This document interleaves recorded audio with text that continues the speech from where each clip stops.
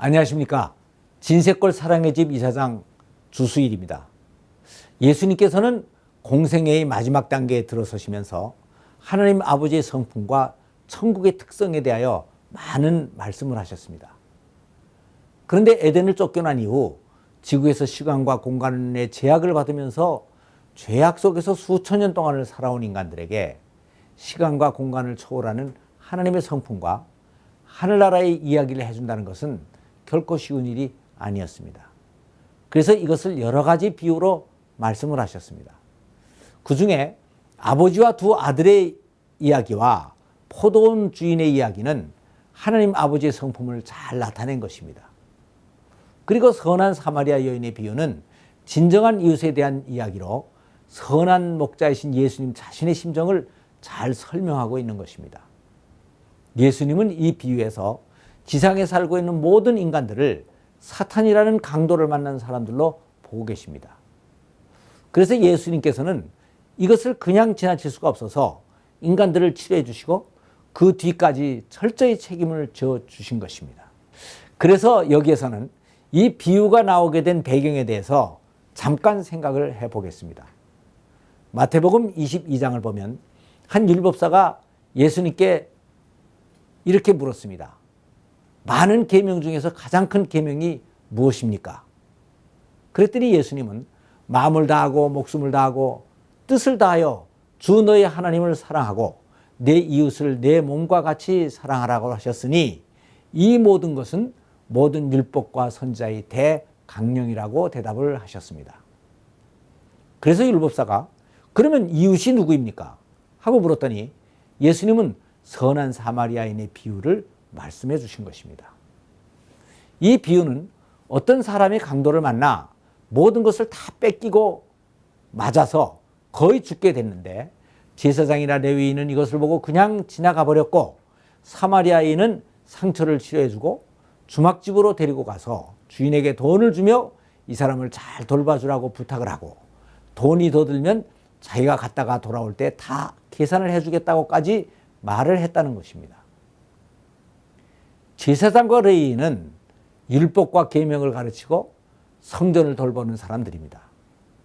여기에 비해서 사마리아인은 종교적으로 상당히 많은 선대를 받는 사람들입니다. 그러니까 이 강도 만난 사람을 구해줘야 될 사람은 당연히 종교 지도자들이 돼야 되는 것입니다. 그런데 그들은 적당한 핑계를 대고 지나가 버렸고 사마리아인은 그를 구해줬는데 적당히 구해주기만 한 것이 아니고 끝까지 넘치게 보살피고 사랑을 베풀어 주었다는 것입니다. 그러니까 이 사람이야말로 바로 진정한 이웃이 된다는 것입니다. 이 비유 속에는 예수님께서 꼭 강조하고 싶어 하시는 것이 몇 가지가 있습니다. 그것은 바로 종교적인 열성보다 헌신적인 사랑이 얼마나 더 중요한가 하는 것과 사랑은 율법적인 의무까지만을 겨우 해주는 것이 아니고 그 이상의 것을 해주는 데 표현이 되는 것이라는 것을 말하는 것입니다.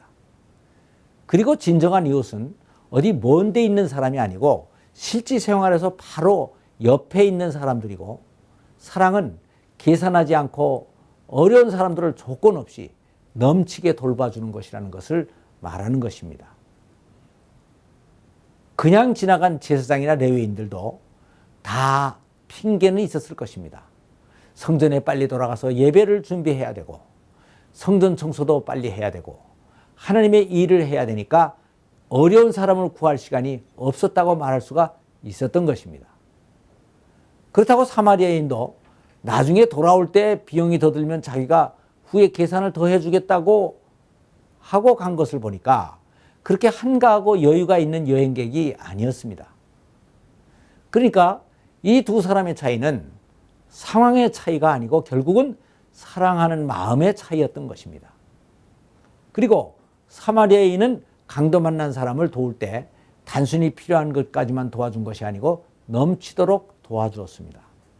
이것을 보면 진정한 사랑은 계산하지 않고 해줘야 되는 것 이상의 것을 더 해주는 것입니다. 해줘야 하는 것까지만 해주는 것은 율법이고 의무입니다. 그런데 종교 지도자들은 이 율법과 정의는 형식적으로만 겨우 알고 있었지만 사랑이라는 것은 잘 모르고 있었던 것입니다. 요한일서 4장 8절을 보면 사랑하지 아니하는 자는 하나님을 알지 못하나니 이는 하나님은 사랑이심이라 하는 말씀이 있습니다. 그러니까 종교 지도자들은 하나님을 모시는 자리에 있었으면서도 결국은 하나님을 전혀 모르고 있었던 것입니다. 옛날에 저희 딸이 고3 때의 일이었습니다. 목에 무슨 혹이 하나가 생겼습니다. 그래서 병원을 갔는데 진단한 결과 암일수가 있었다는 것이었습니다. 그래서 병원에 며칠 입원을 시켜서 정밀 검사를 받기로 했습니다. 이렇게 되고 보니 저희 부부는 큰 걱정을 하게 됐습니다. 그래서 그 애가 입원을 하고 있는 동안에 아내가 딸의 병상을 계속 지켜줬고, 그때 한참 사업에 바쁘던 저도 저녁에 일찍 퇴근을 하여 딸 옆에 있어주고 점심시간에도 가능한 한 병원으로 가서 위로를 하며 점심을 같이 먹었습니다. 그랬더니 딸이 저에게 하루는 아빠 내가 아픈 게 잘한 것 같아 라고 하는 것이었습니다. 그래서 저는 아니 내가 아픈 게 잘 되었다니 그게 무슨 말이냐, 지금 엄마 아빠가 너 때문에 얼마나 걱정을 하는지 아냐 라고 했더니 내가 아프니까 엄마 아빠가 나를 사랑하는 것 같아 라고 말을 하기에 저는 그래? 그럼 엄마 아빠가 전에는 너를 사랑하지 않았냐? 라고 했더니 그럼 사랑했어요? 라고 대답하는 것이었습니다. 그렇게 제가 다시 그럼 사랑했지 라고 대답을 했더니 어떻게 사랑했어요? 하고 반문을 하는 것이었습니다. 그래서 나는 다시 아니 내가 너를 사랑하니까 학교도 보내고 좋은 옷도 사주고 피아노도 가르치고 그러지 않니? 하고 대답을 했더니 아이가 그건 우리 반 애들 아버지도 다 그렇게 해주는 건데요 라고 대답을 하는 것이었습니다. 그래서 저는 이 말 속에서 한 가지 깨달은 것이 있습니다. 그것은 바로 사랑은 해줘야 할 것까지만 해주는 것은 사랑이 아니라는 것입니다. 그리고 진정한 사랑은 의무 이상의 것을 해줬을 때만 느껴지는 것이라는 것이었습니다. 그렇습니다. 해줘야 하는 것까지만 해주는 것은 사랑이 아닙니다.